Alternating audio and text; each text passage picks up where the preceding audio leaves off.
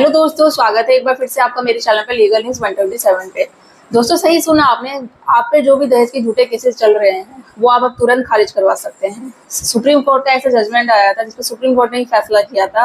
अपनी निचली सभी कोर्टों को आदेश दे दिया था कि जो भी जिसमें 7 परिस्थिति है इस जजमेंट के अकॉर्डिंग, जो भी 7 बातें बताई गई है, अगर आप पे भी ऐसा केस किया गया है दहेज का 498 का, तो आप भी अपने जजमेंट के बेस पे अपने केस को खारिज करवा सकते हैं। तो ऐसी कौन सी बातें हैं, वीडियो बहुत ही ज्यादा इंपॉर्टेंट होने वाली है, वीडियो में अंत तक बने रहिएगा। और हाँ, अगर आप मेरे चैनल पर नए हैं तो चैनल को लाइक करना, शेयर करना, सब्सक्राइब करना बिल्कुल मत भूलिए और ज्यादा से ज्यादा लोगों तक शेयर करो ताकि आपकी तरह और भी लोगों तक ये वीडियो पहुंच सके और उन्हें भी हेल्प मिल सके। तो चलिए चलते हैं। अब ऐसे 7 कौन सी बातें हैं जो सुप्रीम कोर्ट ने इस जजमेंट के बेस पे बताई थी। ये हरियाणा का मतलब एक जजमेंट है, मतलब ऐसे ही फैमिली एक केस आ रखा था जिसपे पत्नी ने पति पे झूठा आरोप लगा रखा था। अब वो कौन सी 7 बातें हैं मैं आपको 1 बाय 1 बताती हूँ। देखो, पहला जो होता है आपका सहमति पे। सहमति से अगर पत्नी ने जैसे दहेज का झूठा केसेस किया, और वो दहेज का केसेस किया जो शादी के समय होता है ना, जो स्त्री धन जिसे कहते हैं, जो उसके फैमिली वालों ने मतलब उसके फादर ने लड़की के अपनी मर्जी से सहमति से जो भी दहेज दिया, चाहे वो घर का कोई भी सामान हो, बेड हो, अलमारी हो, फ्रिज हो, A to Z कोई भी हो, या कोई कैश भी दे रखा हो, वो घर ये पति ने मांगा नहीं ना उसके घर वालों ने डिमांड करी, वो उन्होंने अपनी सहमति से दिया। फिर जब लड़ाई झगड़ा हुआ दोनों के बीच तो जाके ये आरोप लगा दिया कि इन लोगों ने दहेज मांगा था, ये तो वो अपनी सहमति से था, वो स्त्री धन है उसका। तो अगर इस बेस पे किया गया है तो आप जाके ये केस को खारिज करवा सकते हैं। सेकेंडली होता है कि जैसे कि उसने कोई भी FIR कर दी, पुलिस स्टेशन पे जाके कोई भी रिपोर्ट कर दी, ठीक है, और जब पुलिस जांच करने जाती है तो जो जो उसने रिपोर्ट पे जो भी FIR पे लिख रखा है वैसी कोई बातें है ही नहीं, तो वो भी हो सकता है। फॉर एग्जाम्पल अगर जैसे मैं बात करूँ, उसने लिख दिया कि भाई इन्होंने मेरे साथ मारपीट कर रखी है, तो अब जब पुलिस जाके वहाँ पे जांच करती है, जहाँ उसने बताया जिस दिन मारपीट हुई है, तो उस वो जगह तो है ही नहीं वहाँ पे, वो पति वहाँ पे उसका अवेलेबल ही नहीं था, घर वाले तो थे ही नहीं जब पूरी रिपोर्ट जांच होती है। तो इस मामले में ये जो केस होता है और दहेज का झूठा केसेस आपको खत्म करवा सकते हो। थर्ड आपका होता है जैसे जो गैर संगीन अपराध होते हैं ना, जैसे अगर पत्नी ने आरोप लगाया भाई केस का कि भाई ये पति ने मेरे साथ मारपीट करी है, इसके घर वालों ने मारपीट करी है और इसके साथ वो कर दिया,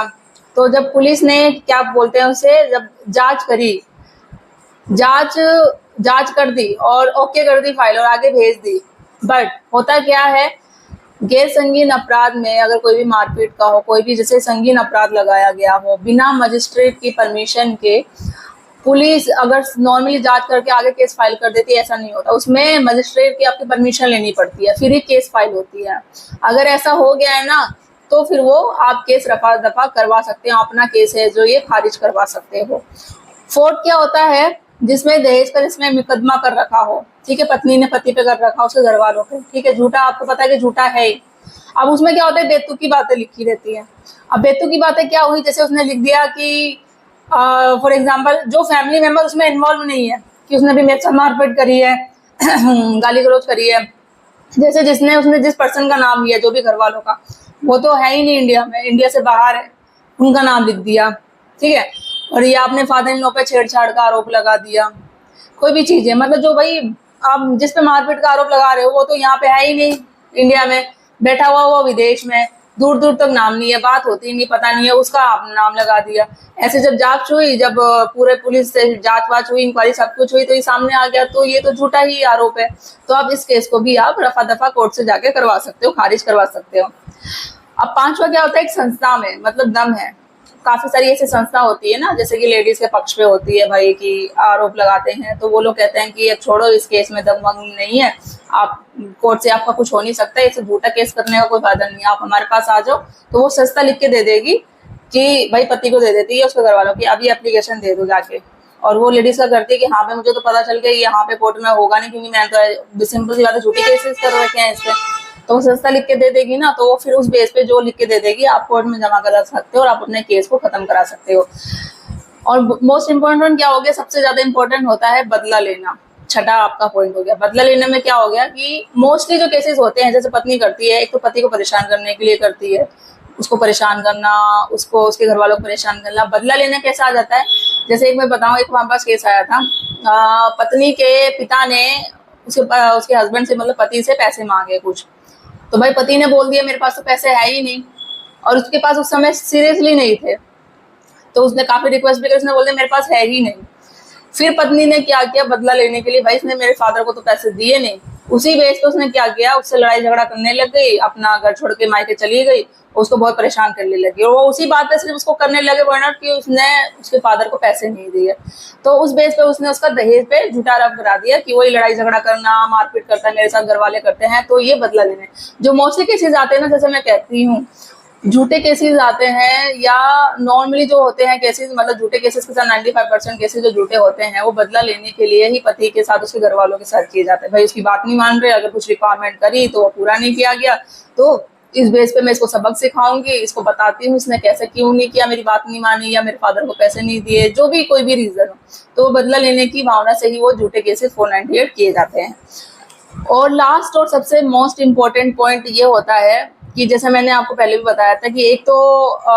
मजिस्ट्रेट की परमिशन के बिना अगर पुलिस जांच कर देता, केस कर देता, तो वो केस का कोई आधार नहीं होता,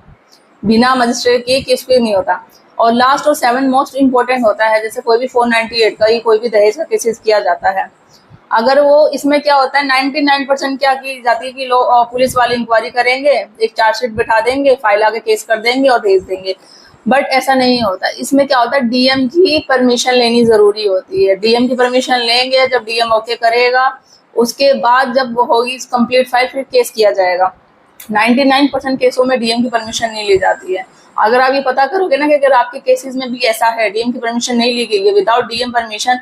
केस कर दिया गया है, फाइल कर दी गई है, तो आप इस केस को खारिज करवा सकते हो, खत्म करवा सकते हो। तो ये कुछ मैंने जो पॉइंट्स बताए हैं 7 पॉइंट से, और जो जिस जजमेंट के अकॉर्डिंग ये सुप्रीम कोर्ट ने फैसला किया था इस 7 बातों के अकॉर्डिंग, तो मैं ये जजमेंट भी आपको डिस्क्रिप्शन में लिंक शेयर कर दूंगी, आप पढ़ लीजिएगा, देख लीजिएगा। अगर कुछ आपको हेल्प मिल सके तो आपने अपने केस के फैक्ट के अनुसार भी आप इसको जजमेंट को यूज कर सकते हैं। तो आई होप गाइस आपको वीडियो अच्छी लगी होगी, और अच्छी लगी तो मेरे चैनल को लाइक करना, शेयर करना, सब्सक्राइब करना बिल्कुल ना भूलिए। मैं ऐसी और भी इन्फॉर्मेटिव वीडियो लेती आती रहूंगी। अगर आप कुछ चाहते हैं पर्टिकुलर कि किसी एक टॉपिक पे मैं वीडियो लाऊं, देखो मेरा मेन काम है कि लीगल जो अवेयरनेस लोगों तक पहुंचाना। काफी लोग होते हैं कि देखो पत्नी के पास राइट्स हैं अपने, मैं ऐसा नहीं कहती कि पत्नी गलत है, पत्नी के साथ भी अत्याचार होता है, बट पति के साथ भी होता है, बट वो कुछ जो सोचते हैं ना समाज, लोग, परिवार क्या कहेंगे उस चीज को लेके, या उनके पास क्या अधिकार है, पुलिस नहीं सुनता, कोर्ट नहीं सुनता, तो वो उनके क्या राइट्स है, मैं उनको ये बताना चाहती हूँ कि आपके पास भी राइट्स हैं। जैसे अगर पत्नी के पास है तो आपके पास भी है। आपको जानने की जरूरत है, आपको लड़ने की जरूरत है। जब तक आप अपने राइट्स नहीं जानोगे, अपने कानून को, कोर्ट को बताओगे नहीं, तो आप नहीं सुनेगा। मैं जानती हूँ कि अगर आप पुलिस स्टेशन भी जाते हो, कोर्ट भी जानते हो, तो कोई आपकी FIR नहीं लेता, बट जो मैंने काफी सारी ऐसी वीडियोस भी बताई है कि पति के क्या अधिकार है, किस तरीके से वो कर सकता है, आप वो वीडियो देखो, आपको उससे भी पता चलेगी, काफी इन्फॉर्मेशन पता चलेगी। और जल्दी मिलती हूँ मैं ऐसे इंटरेस्टिंग वीडियो के साथ, तब तक के लिए थैंक यू।